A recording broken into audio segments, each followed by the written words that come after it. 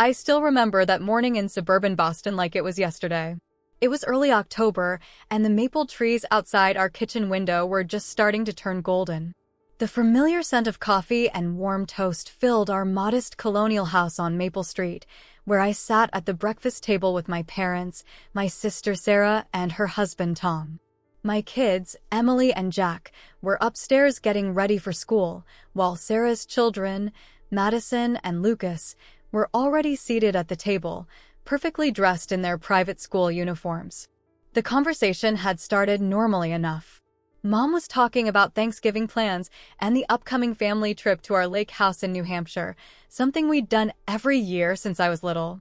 The autumn leaves would be perfect by then, she said, and the weather would be just right for hiking and making s'mores by the fire pit. Sarah was going on about how Madison had just made the honor roll again, and Lucas had been selected for the advanced math program. I smiled and nodded, used to these regular reminders of my sister's picture-perfect life. Then it happened. Dad cleared his throat, the way he always did when he was about to say something he knew wouldn't go over well. "Linda," he said, using my full name instead of Lynn like he usually did, "your mother, and I've been thinking about the lake house trip this year." He paused, stirring his coffee even though he hadn't added anything to it. "We think it might be best if Emily and Jack sit this one out." The cheerful morning chatter stopped abruptly. I felt my hand freeze midair, the piece of toast I was holding suddenly forgotten. "What do you mean?" I asked, though I already knew exactly what he meant. This wasn't the first time my children had been excluded from family events, but it was certainly the most blatant. Sarah shifted uncomfortably in her chair, but I could see the slight smile she was trying to hide behind her coffee mug. Her kids would be going, of course. They always went everywhere. Perfect Madison and Lucas, with their perfect grades and perfect manners and perfect everything. Well, Mom jumped in, her voice taking on that syrupy sweet tone she used when she was trying to soften a blow. "You know how cramped the lake house gets, and with Emily's energy levels and Jack's tendency to get into things." She trailed off, letting the implications hang in the air like the steam from our coffee cups. I sat there, my breakfast turning to ash in my mouth, as they continued to list their reasons. Emily was too loud, too active, too different from her quiet, well-behaved cousin Madison. Jack was too curious, too adventurous, unlike Lucas, who always followed the rules. They dressed inappropriately for family photos, they didn't sit still enough during meals, they preferred playing in the mud to sitting quietly and reading books like their cousins. The real reason hung unspoken in the air. My children didn't fit the mold of what my parents thought proper grandchildren should be. They weren't like Sarah's kids, who went to Brookline Academy and took piano lessons and spoke in perfectly modulated voices. My kids went to public school, took karate classes, and laughed too loudly. They were real kids, not the miniature adults my parents seemed to prefer. Through the kitchen window, I could see Mrs. Rodriguez next door watering her mums, and I wondered what she would think if she knew what was happening inside our house. She always commented on how lively and friendly my kids were, how they helped her carry groceries and told her funny stories about their day at school. I thought about all the times Emily had made my parents handmade cards, spending hours carefully coloring and decorating them, only to have them casually set aside while Madison's store-bought cards were displayed prominently on the mantel. I remembered Jack's excitement when he won his first karate tournament, and how my parents had barely acknowledged it, but they'd thrown a huge party when Lucas won the spelling bee. The sound of footsteps on the stairs told me Emily and Jack were coming down for breakfast. I quickly wiped my eyes, not wanting them to see how much this conversation had affected me. They bounded into the kitchen with their usual energy, Emily's curly hair still untamed and Jack's shoelaces untied. "Mom, can you help me with my hair?" Emily asked, already pulling out her hair tie. "It's crazy today." I looked at my daughter's wild curls, so different from Madison's perfectly straight blonde hair, and felt a fierce surge of love and protection. "Of course, honey," I said, gesturing for her to sit in front of me. As I began to braid her hair, I could feel my parents' disapproving looks. Emily's hair was just like mine had been at her age, before I started straightening it to meet their expectations. Jack was already at the counter, making himself a bowl of cereal and spilling some milk on the counter. Before my mother could make a comment about his clumsiness, I handed him a paper towel with a wink. He grinned back, his front tooth still missing, and cleaned up the spill without being asked. The rest of breakfast passed in a blur of forced conversation and careful avoidance of the trip topic. Sarah talked about her plans to redecorate her house in Beacon Hill, while her kids sat quietly eating their carefully portioned yogurt parfaits. My kids ate their cereal and toast, occasionally breaking into giggles over some private joke, their energy and life filling the kitchen despite my parents' obvious disapproval. After everyone left, Sarah to drop her kids at their private school, my parents to their tennis club, and my kids to catch the school bus, I sat alone in the kitchen, still processing what had happened. The autumn sun streamed through the window, catching the dust motes in its beam, and I thought about all the previous family gatherings where my children had been subtly pushed to the side, given less attention, less love, less everything. The lake house trips had always been a highlight of my childhood. I remembered running through the fallen leaves with Sarah, making leaf piles and jumping in them, our laughter echoing across the lake. Now Sarah's children would walk sedately along the shore, collecting leaves for their science projects, while my children stayed home, excluded from these family memories. The injustice of it all settled in my chest like a heavy stone. This wasn't just about a trip to the lake house. It was about years of subtle discrimination, of my children being measured against their cousins and always found wanting, not because they were less worthy, but because they were different. They were bright, energetic, and full of life, but in my parents' world, that wasn't enough. They needed to be quiet, controlled, and conventional. I looked at the family photos on our refrigerator, Emily and Jack at the beach, covered in sand and grinning widely, at their karate tournament, proudly displaying their medals, helping me bake cookies, their faces dusted with flour. These were my children, perfect in their imperfection, and I felt the first stirrings of something deeper than hurt, a determination that this would be the last time they were made to feel less than worthy. After that breakfast, I found myself unable to focus at work. My office at the Boston Public Library, usually a sanctuary of calm with its oak shelves and gentle natural light, felt suffocating. Every time I tried to catalog new arrivals, my mind wandered back to all the times my family had made me and my children feel less than worthy. I remembered Emily's 6th birthday party last spring. We'd held it at the local park with simple decorations and homemade cupcakes. The kids had a blast playing tag and having water balloon fights. But I couldn't forget my mother's thinly veiled disapproval when she compared it to Madison's elaborate tea party at the Four Seasons, complete with a professional photographer and custom-made dresses. "You know, Linda," she'd said, watching Emily chase her friends across the grass, her party dress already stained with chocolate, children rise to the level of sophistication you expect from them. The comment stung then, and it stung even more now as I shelved books with trembling hands. During my lunch break, I walked to the common, seeking fresh air and perspective.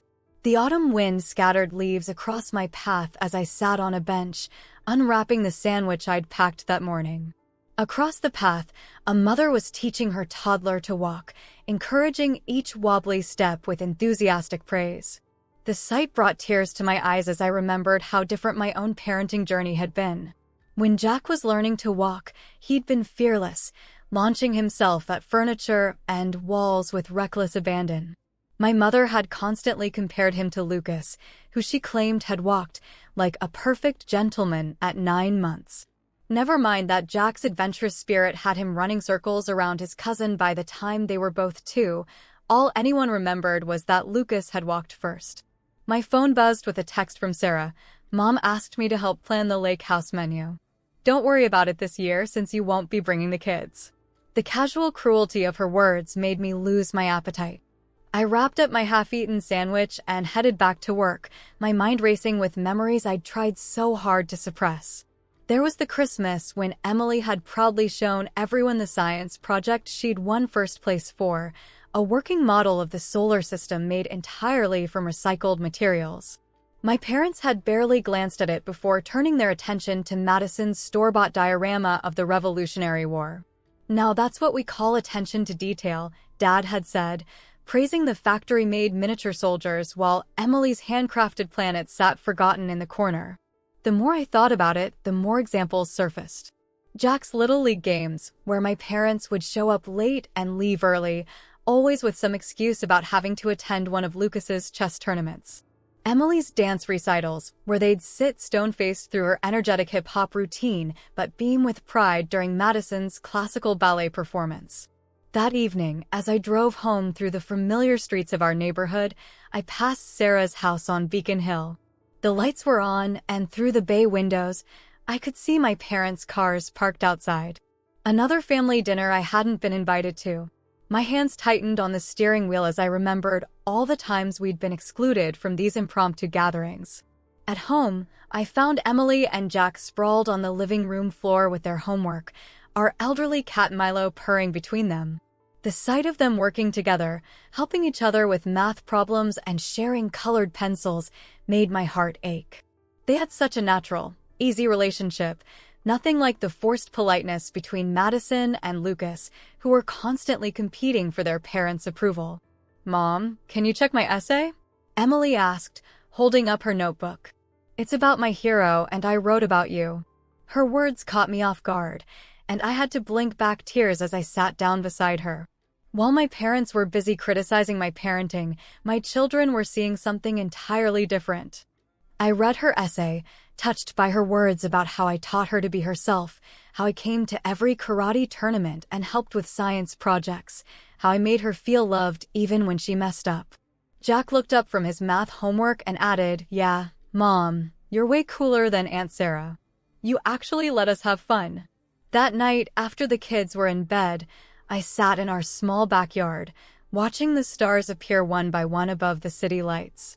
The wind rustled through our vegetable garden, another thing my mother disapproved of, claiming it made our yard look common.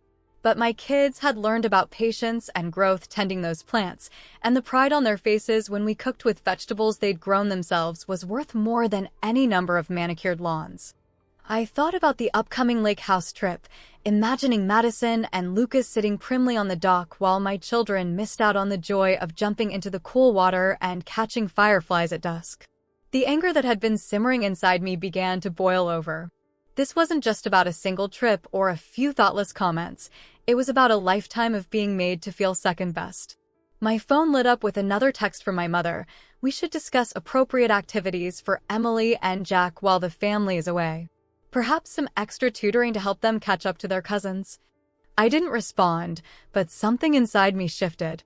The hurt was transforming into something harder, more resolute. As I got ready for bed, I caught sight of myself in the bathroom mirror.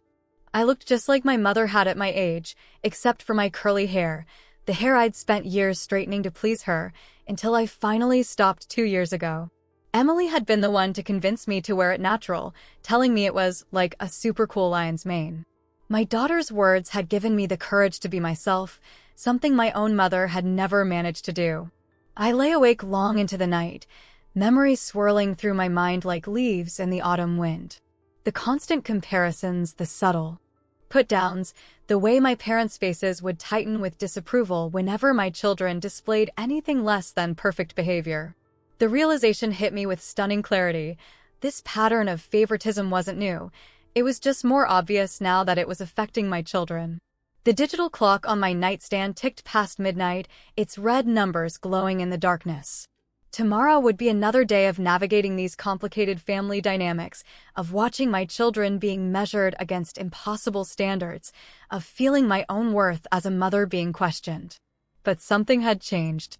The seeds of resentment that had been planted over years of subtle exclusion and criticism were finally breaking through the surface, and I could no longer ignore it happened on a Wednesday evening, just as the October chill was settling into the Boston suburbs. I'd stopped by my parents' house to drop off some books Mom had left at our place during her last visit. I hadn't planned to stay, honestly. I'd been avoiding lengthy visits since the lake house conversation, but then I heard voices drifting from the sunroom, where my parents often sat in the evenings. I recognized Sarah's voice first, that familiar soft tone she used when she wanted something. Through the partially open French doors, I could see them all gathered around the antique coffee table. Mom, Dad, Sarah, and Tom, drinking tea from Mom's precious Royal Albert cups. I was about to announce my presence when I heard my name. Linda just doesn't understand how to raise children properly, my mother was saying, stirring her tea with the silver spoon that had belonged to her grandmother. I mean, just look at how Emily and Jack behave compared to Madison and Lucas. I froze in the hallway, my hands still holding the stack of borrowed mystery novels. The grandfather clock in the foyer ticked steadily, marking each moment of what would become the point of no return. I saw them at the grocery store yesterday, Sarah added, her voice dripping with false concern. Emily was wearing those awful ripped jeans again, and Jack was riding the shopping cart like it was some kind of scooter. Meanwhile, my kids were helping Mrs. Peterson from church pick out her groceries. The difference is just... She paused dramatically. Well, it's obvious, isn't it? It's such a shame, Dad chimed in, and I could picture him shaking his head in that disappointed way he had. Those children could be so much more if Linda would just listen to our advice. But she insists on letting them run wild. And they're just not as... Mom hesitated, then continued in a lower voice that still carried clearly to where I stood. Well, let's be honest. They're just not as cute and pretty as Madison and Lucas. I mean, with those unruly curls and all those freckles. It's going to be so hard to get good family photos at the lake house this year without them there too. Well, you know. The book slipped from my hands, hitting the hardwood floor with a thunderous crash. The voices in the sunroom stopped abruptly. I should have picked up the books and fled. I should have pretended I hadn't heard. Instead, I found myself walking through those French doors, my feet moving of their own accord. They all sat there, teacups frozen halfway to their lips, looking like a scene from some twisted Norman Rockwell painting. The setting sun streaming through the windows cast long shadows across the oriental rug, and the scent of Earl Grey tea hung heavy in the air. Please, I said, my voice steadier than I felt, don't let me interrupt. You were just discussing how my children aren't pretty enough for your family photos. Linda. Mom set her teacup down with a clatter. We didn't hear you come in. We were just... Just what, Mom? Just discussing how my children don't measure up to your precious Madison and Lucas? How they're not cute enough, not well-behaved enough, not good enough. Sarah had the grace to look uncomfortable, but I could see the slight smirk playing at the corners of her mouth. Tom suddenly became very interested in his phone, while Dad cleared his throat and adjusted his bow tie, his nervous habit since retiring from his professor position at Harvard. Now, Linda, he began, using his lecture voice, you're being overly emotional. We're simply concerned about the children's development. If you would just... If I would just what? The words burst out of me like water through a broken dam. Just force them to be something they're not? Just crush their spirits until they're as perfectly boring as their cousins. Linda, Mom gasped, pressing her hand to her chest like some affronted Victorian lady. That's completely unfair to Madison and Lucas. They're wonderful children who what? Who know how to sit still and look pretty. Who never get their clothes dirty or laugh too loud or actually enjoy their lives. I was trembling now, years of suppressed anger flowing through my veins like fire. My children are beautiful. They're kind and creative and full of life. Emily helps Mrs. Rodriguez with her garden every weekend, and Jack teaches the younger kids at his karate class. They make straight A's in school, they have friends who adore them, and they know how to be actual human beings instead of the perfect little robots you prefer. The silence that followed was deafening. Through the windows, I could see our neighbor Mr. Thompson walking his golden retriever, completely unaware of the drama unfolding inside our picture-perfect colonial house. Well, Sarah finally said, her voice honey-sweet but her eyes cold, I think this just proves our point about emotional regulation, doesn't it? Something inside me snapped. Not with a bang or a crash, but with a quiet click, like a key turning in a lock. I looked at these people, my family, and suddenly saw them clearly for the first time. The perfectly coordinated outfits, the carefully modulated voices, the constant judgment masked as concern. They sat there in their sunlit room, sipping their expensive tea, casually destroying the self-worth of two incredible children simply because they didn't fit into their narrow vision of perfection. You know what the funny thing is? I said, my voice now eerily calm. Emily wrote an essay last week about her hero. She wrote about me, about how I teach her to be herself, to be proud of who she is.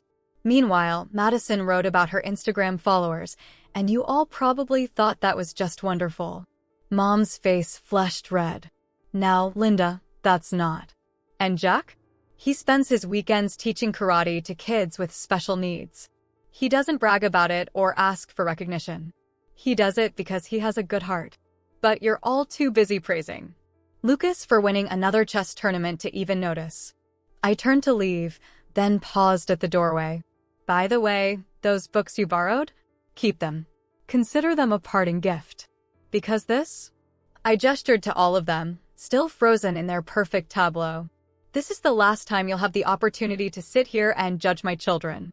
The sun had set completely by the time I made it to my car, leaving the house in darkness behind me. As I drove home through the familiar streets of our neighborhood, past the shops closing for the night and the families walking their dogs, I felt something unexpected: peace. The anger was still there, burning steady and hot, but underneath it was a certainty I hadn't felt in years. That night, as I watched Emily and Jack doing their homework at the kitchen table, arguing playfully over the last cookie from the batch we'd baked together, I knew I'd reached a point from which there was no return. Their laughter filled our modest home with more warmth than all the Royal Albert teacups in the world could provide. I sat down with them, breaking the cookie in half so they could share it, and watched as they immediately traded pieces because Emily preferred the side with more chocolate chips, and Jack liked the crunchier edge. They were so natural, so genuine in their interactions. The thought of anyone, especially their own grandparents, seeing them as less than perfect made my newfound resolve even stronger. The tipping point hadn't just been reached, it had been vaulted over with the same enthusiasm my children showed when jumping into leaf piles. There would be no going back to the way things were, no more accepting the subtle cruelties and constant comparisons. The time had come for a change, and I was finally ready to make it. Their bitter fruit. The days following my confrontation in the sunroom passed in a blur of emotions and careful planning. October was fading into November, and the trees along our street were shedding their leaves in earnest now. Each morning, I'd watch from our kitchen window as Emily and Jack raked the leaves into piles, only to jump into them with unbridled joy before school.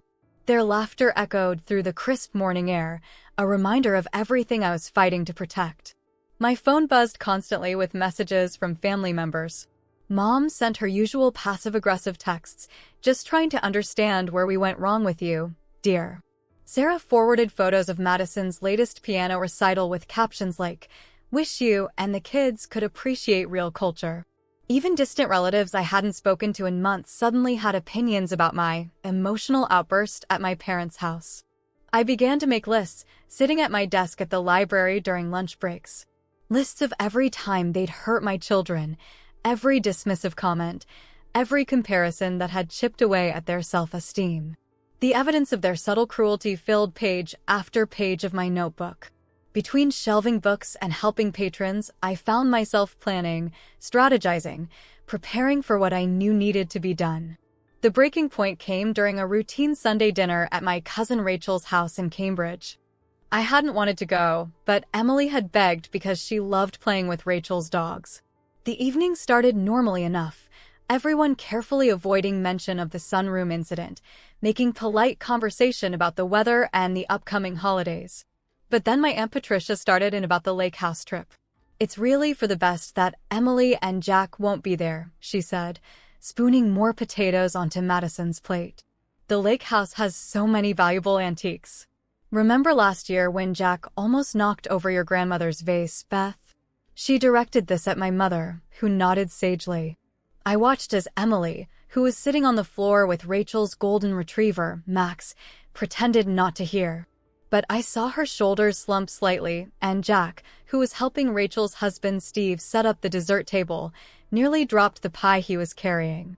That was the moment everything crystallized for me. Sitting there in Rachel's dining room, watching my children try to make themselves smaller, less noticeable, less themselves, I knew what I had to do. The decision that had been forming in my mind since the sunroom incident suddenly became clear and unshakable. The next morning, I called in sick to work and spent the day making preparations. First, I went to the bank and opened new accounts, separate from the family trust my parents had insisted we all maintain. Then I called my friend Kate, a family lawyer who worked downtown, and scheduled a meeting for the following day. "Are you sure about this?" Kate asked when I explained what I wanted to do. Her office overlooked the Charles River, and I watched a crew team glide past as I considered her question. "Cutting off your entire family. It's a big step, Linda." "Look at these," I said, pulling out my phone and showing her the texts I'd received just that morning. Messages from relatives telling me how ungrateful I was, how I was ruining the family dynamic, how my children needed to learn their place. This isn't family. This is abuse, and I've been letting it happen because I kept hoping they'd change. Over the next week, I methodically went through every aspect of my life that was entwined with my family. I withdrew from the monthly book club my mother had insisted I join, canceled our standing appointments at the family's preferred salon in Back Bay, and removed myself from all the family group chats. Each step felt like cutting through a rope that had been slowly strangling me. The hardest part was talking to Emily and Jack. We sat in our favorite ice cream shop in Davis Square, the one with the mismatched furniture and local art on the walls, exactly the kind of place my mother would call quaint, with that particular tone of hers. "So, we're not going to see Grandma and Grandpa anymore?" Jack asked, pushing his sundae around with his spoon. "Or Madison and Lucas? Or Aunt Sarah?" Emily added, and I noticed she didn't sound particularly upset about that part. "We're going to take a break from that side of the family for a while," I explained, watching their faces carefully. "A long break. They haven't been very kind to us, and sometimes the best thing we can do is step away from people who make us feel bad about ourselves." To my surprise, both kids seemed more relieved than upset. "Does this mean we don't have to go to those boring family dinners anymore?" Jack asked, perking up. "The ones where we have to wear those itchy clothes?" Emily nodded enthusiastically. "And we don't have to listen to Grandma telling us how Madison's hair is so much prettier than mine." Their reactions confirmed what I'd known in my heart. The damage wasn't just surface level anymore. My children had been internalizing every criticism, every comparison, every subtle indication that they weren't good enough. But instead of breaking them, it had been making them doubt themselves, making them feel like they had to change who they were to be worthy of love. That evening, I sat down at our computer and wrote a long email to my parents, Sarah, and the rest of the family. I detailed every incident of favoritism, every cruel comment, every time they'd made my children feel less than worthy. I explained that I was severing all ties with them. No more family dinners, no more holidays, no more pretending that their behavior was acceptable. My children deserve to grow up in an environment where they are valued for who they are, I wrote, not constantly measured against an impossible standard. They deserve to be around people who celebrate their energy, their creativity, their kindness, and their joy. They deserve better than what you've given them, and I'm going to make sure they get it. I hit send at midnight, then blocked their numbers on my phone. The house was quiet except for the soft purring of our cat, Milo, who had curled up next to me while I wrote. Outside, the wind rustled through the remaining leaves on our maple tree, and somewhere in the distance, a car honked. In the days that followed, flying monkeys descended from every branch of the family tree. Cousins I hadn't spoken to in years called to tell me I was being dramatic. Aunts sent lengthy emails about the importance of family harmony. Even my father's sister, who lived in Florida and had never shown much interest in our lives, suddenly had strong opinions about my decision. But for every relative who tried to pressure me into maintaining the status quo, there were others who reached out with support. Rachel sent me a long text saying she'd always admired how I let my kids be themselves. My cousin Mike, who distanced himself from the family years ago, called to say he wished he'd had the courage to do what I was doing when his kids were young. The most surprising support came from Steve, Rachel's husband, who stopped by my office at the library one afternoon. "I've watched how they treat your kids at family gatherings for years," he said, leaning against a bookshelf. "It's not right, and you're doing the right thing by protecting them."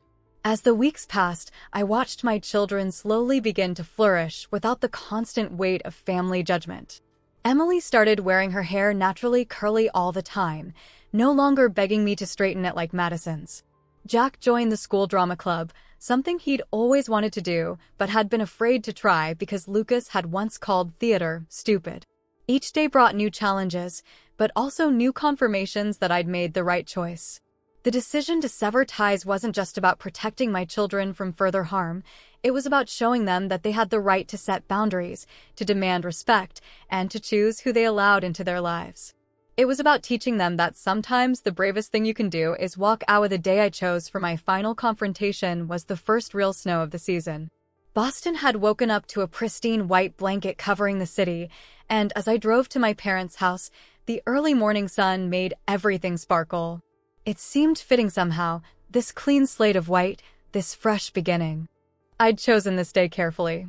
It was the morning they were supposed to leave for the lake house, and I knew everyone would be there. Mom, Dad, Sarah and her family, all packed and ready for their perfect family getaway. I'd waited until now, letting 3 weeks pass since I'd sent that email, ignoring their calls and messages, building their anxiety about what I might do next. Emily and Jack were at school, blissfully unaware of what I was about to do. They'd been so much happier these past few weeks, freed from the constant weight of judgment. Just yesterday, Emily had come home excited about being chosen to paint the backdrop for the school play, her curls bouncing as she described her ideas.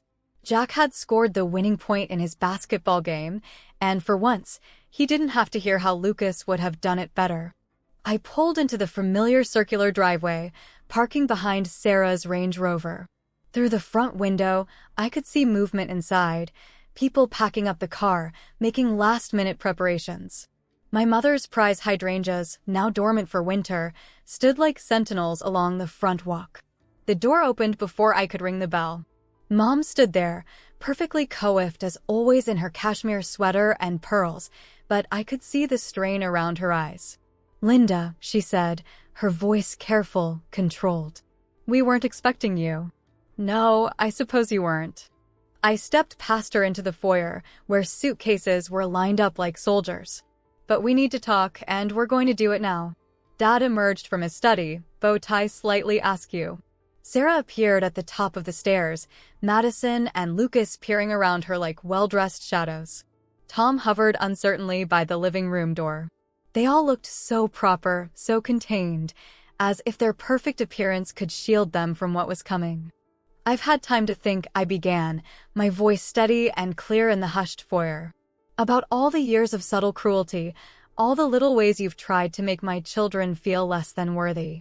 About how you've used every family gathering, every holiday, every casual interaction as an opportunity to undermine their confidence and question their value." "Now, Linda," Dad started, using his professor voice, but I held up my hand. "No, you don't get to speak right now. For years, I've listened to all of you. I've watched you praise Madison and Lucas while ignoring my children's achievements. I've seen you display every piece of artwork, every certificate, every photo of Sarah's children while relegating my kids' accomplishments to drawers and closets." I turned to Sarah, who was now at the bottom of the stairs, her perfectly highlighted hair gleaming in the morning light. "You've enjoyed it, haven't you? Having the better children? Making sure everyone knows how much more accomplished, how much more refined your kids are." Sarah's face flushed. "That's not fair. It's not our fault if your children don't meet certain standards. I laughed, but there was no humor in it. "Your standards are nothing but artificial constraints designed to make everyone fit into your narrow view of what's acceptable. My children are kind, creative, and full of life. They help others without being asked. They find joy in simple things. They love freely and laugh openly. And you've tried to crush all of that because it doesn't fit your precious image of how children should behave." I walked over to the mantel, where photos of Madison and Lucas dominated the display. "You want to know what real achievement looks like?" Emily's art teacher entered her painting in a citywide competition. She won first place. Jack's karate instructor says he's the most dedicated student he's ever had. But you wouldn't know any of that because you're too busy counting how many times they used the wrong fork at dinner. Mom stepped forward, wringing her hands. Linda, we only want what's best what's best. I turned to face her. What's best would have been loving your grandchildren for who they are. What's best would have been celebrating their unique qualities instead of trying to force them into your predetermined mold. What's best would have been being actual grandparents instead of judges in some endless competition. I reached into my bag and pulled out a manila envelope. This is for you. Inside, you'll find documentation of every college fund you've set up, every trust account, every financial tie between our families. I'm dissolving them all. My children don't need your money, and they certainly don't need the strings that come attached to it. I watched as Dad took the envelope with trembling hands. This is ridiculous, he muttered, but I could see the shock in his eyes as he scanned the documents. You can't just throw away their future like this. Their future. I stepped closer, my voice low and intense. Their future is exactly what I'm protecting. I'm making sure they grow up knowing their worth isn't measured by your approval or your money. I'm ensuring they understand that real love doesn't come with conditions. Madison and Lucas were still hovering at the top of the stairs, looking uncertain for the first time I could remember. I felt a moment of pity for them. They were victims of the system too, trapped in their own gilded cage of expectations. And here's what's going to happen now, I continued, my voice steady. We're done. No more family dinners, no more holidays, no more pretending that your behavior is acceptable. You've lost the privilege of being part of our lives. You can't do this, Sarah protested, her perfectly composed facade finally cracking. We're family. Family? I turned to her, feeling oddly calm. Family doesn't repeatedly hurt its members. Family doesn't play favorites or use children as pawns in some twisted game of status and control. What you've done, what you're all still doing, that's not family. That's abuse dressed up in Sunday best and proper manners. I walked to the door, then turned back one last time. This is my revenge, not some dramatic gesture or public humiliation, but simply walking away. I'm taking away your power to hurt my children. I'm taking away your ability to make them feel less than perfect. I'm taking away your opportunity to shape them into smaller, quieter, less joyful versions of themselves. The morning sun was streaming through the windows now, casting long shadows across the expensive Persian rug. Outside, I could hear birds singing despite the snow, and somewhere down the street, children were laughing. Enjoy your trip to the lake house, I said, my hand on the doorknob. Enjoy your perfect photos and your proper meals and your quiet, well-behaved grandchildren. But know this, while you're all sitting there, carefully monitoring every word and gesture, my children will be building snow forts and having snowball fights and living their lives free from your judgment. I stepped out into the crisp winter morning, letting the door close behind me with a quiet click. As I walked to my car, heard the muffled sound of voices raised in argument inside the house, but I didn't look back. The snow crunched under my boots, and each step felt lighter than the last. Driving home, I passed the local park where Emily and Jack loved to play. A group of kids was already there, starting a snowball fight, their shouts of laughter carrying on the winter air. In a few hours, my children would join them, coming home from school to a house filled with warmth and acceptance and unconditional love. This was my revenge, not a dramatic confrontation or a bitter battle, but a quiet revolution. By walking away, by choosing my children's happiness over family obligation, I had won something far more valuable than any approval or inheritance. I had won our freedom. Why from people who don't value you, even if those people are family? Spring came early to Boston that year. By mid-March, the snow had melted, and the first crocuses were pushing through the soil in our front yard. It had been 4 months since my confrontation at my parents' house, 4 months of building a new life free from the weight of family expectations. The changes in Emily and Jack were remarkable. It was as if they'd been plants growing in shade, and suddenly they'd found sunlight. Emily had joined the school's art club and was spending her afternoons painting massive canvases in wild, joyful colors, exactly the kind of art that would have made my mother wince. Her latest piece, a vibrant abstract of our family, hung proudly in our living room. "Look, Mom," she'd said while hanging it, I made your hair extra curly, just like mine. Jack had discovered a passion for theater, of all things. He still loved his karate, but now he was also starring in the school's production of Peter Pan as one of the Lost Boys. During rehearsals, he'd come home full of stories about stage directions and costume fittings, his eyes bright with excitement. When he practiced his lines in our backyard, jumping off the porch steps with dramatic flair, I thought about how Lucas would have been forced to spend that time at another chess tournament. Our house had changed too. Gone were the formal furniture covers and delicate ornaments that my mother had insisted every proper home needed. Instead, we had comfortable sofas with washable covers, walls decorated with the kids' artwork, and shelves filled with books that were actually read rather than just displayed. The dining room table, once reserved for proper meals, now served as everything from a homework station to an art studio to a game night headquarters. One Saturday morning, as I was planting our spring garden, another activity my mother had deemed unsuitable for people of our standing, our neighbor Mrs. Rodriguez came over with a plate of her famous empanadas. "Linda," she said, settling into one of our mismatched patio chairs, "I have to tell you something. Your children, they're different now. Happier. More themselves." She watched as Emily and Jack played with their friends in the backyard, their laughter carrying across the spring air. Whatever you did, it was the right thing. She wasn't the only one who noticed. Kate, my lawyer friend, stopped by for coffee one afternoon and marveled at the change. "I remember how quiet they used to be at those family gatherings," she said, watching Jack teach Emily a karate move in the living room, both of them giggling as they practiced. They were like little shadows. Now look at them. They're absolutely shining. The hardest part had been the holidays at first. Thanksgiving had been just the three of us, and I'd worried it would feel empty or sad. Instead, we made pizza from scratch, had a movie marathon, and built a blanket fort in the living room. When Emily declared it the best Thanksgiving ever, I knew we were going to be okay. Christmas brought its own challenges. The kids were used to elaborate parties at my parents' house, mountains of expensive gifts, and formal dinners where they had to watch their every move. Instead, we invited Rachel and Steve over with their dogs, ordered Chinese food, and spent the evening playing board games and singing off-key carols. The gifts were fewer but more meaningful. Art supplies for Emily, a new skateboard for Jack, things they actually wanted rather than what someone thought they should have.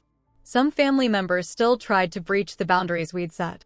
Sarah sent anonymous packages of expensive clothes in Madison style, which we donated to the local shelter. Mom had flowers delivered on the kids' birthdays with cards full of guilt-inducing messages, which went straight into the recycling bin. Dad tried showing up at their school events, but I'd already spoken to the administration about our situation, and they respected our wishes for no contact. But for every attempt at undermining our new life, there were countless moments of validation. Like when Jack's basketball team won their division championship, and his teammates' parents cheered just as loudly for him as they did for their own kids. Or when Emily's art teacher called to tell me that my daughter's creativity and enthusiasm had inspired the whole class to be more experimental with their work. One evening in early spring, as we sat on our front porch watching the sunset, Emily asked me something that made my heart skip. "Mom, do you think Madison and Lucas are happy? Like, really happy?" I thought about my niece and nephew, always perfectly dressed, always saying the right things, always performing for an audience of critical adults. "I don't know, honey. I hope they are." Because, she continued, twirling one of her curls around her finger, a habit she'd once been scolded for but now embraced, "I feel like they're missing out on a lot of fun stuff. Like, they never get to just be kids." Jack, who was practicing his lines while hanging upside down from the porch swing, something that would have given my mother heart palpitations, nodded sagely. "Yeah, Lucas told me once he wanted to try skateboarding, but Aunt Sarah said it wasn't appropriate for someone of his social standing." He rolled his eyes at the phrase, one we'd heard so often from our former family. The conversation made me realize something important. Our revenge, if you could call it that, hadn't just been about walking away from toxic relationships. It had been about creating something new and beautiful in their place. We'd built a home where laughter was never too loud, where creativity wasn't confined to acceptable forms, where love didn't come with conditions or comparisons. Spring continued to unfold around us, bringing new growth and possibilities. Emily started planning a community art project with her friends, designing murals for the local community center. Jack's karate instructor asked him to help teach the younger kids' classes, recognizing his natural ability to connect with others. Our lives were full of color and movement and joy, all the things that had once been deemed too messy, too common, too real for our former family's tastes. As I watched my children bloom in their newfound freedom, I realized that sometimes the best revenge isn't about getting even or proving something to others. Sometimes it's about having the courage to walk away from what hurts you and building something better in its place. We had traded perfectionism for authenticity, criticism for creativity, and conditional acceptance for unconditional love. Our new beginning wasn't perfect, it was better than that. It was real, with all the messiness and joy and unexpected beauty that comes with living life on your own terms. And as I sat on our porch that spring evening, watching my children play in the golden light, I knew that we hadn't just survived the end of our old life. We had created something far more precious, a future where my children could grow into themselves, unbound by the expectations and judgments that had once threatened to dim their light. This was our revenge, our victory, our new beginning, not in the grandeur of wealth or the perfection of appearances, but in the simple, profound joy of being exactly who we were meant to be.